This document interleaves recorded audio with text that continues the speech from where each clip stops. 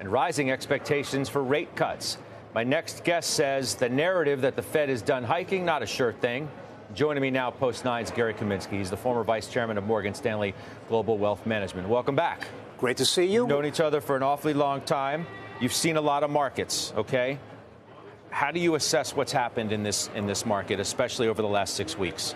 Going to get to the market, but let me just say I'm down here today. Our friend Joe Terranova going to ring the closing bell.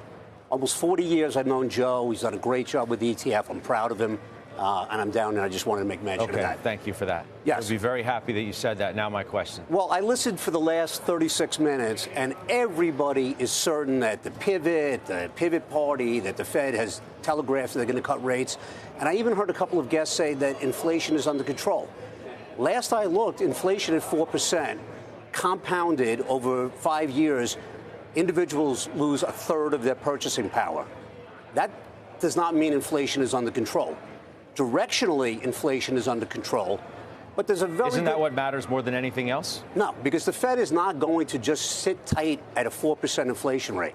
That's not the mandate, and that would be detrimental to consumers in this country. But why do you think it's going to stay at 4%? It's trending towards target. Because you and I have had this discussion off camera for a year. Consumer spending has not been dramatically impacted by 500 basis points of interest rates.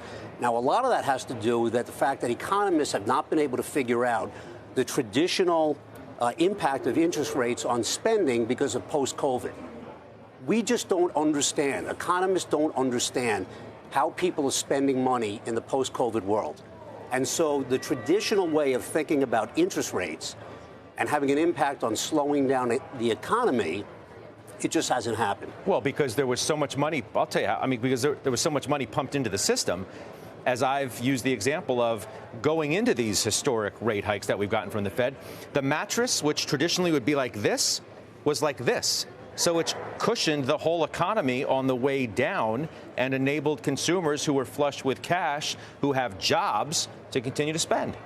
Yes, they have jobs and they have cash. But I'm telling you that Roy Neuberger, a legendary investor, I was with Neuberger Berman, as you know, many years, once made a comment to the firm.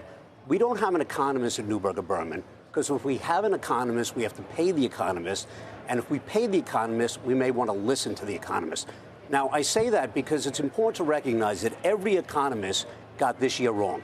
The economy was supposed to be in a recession. The economy continued to grow.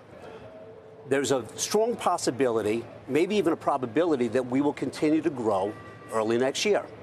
And if interest rates, if inflation stays at 4% and it doesn't go down, the Fed is going to have to look themselves in the mirror and make a determination.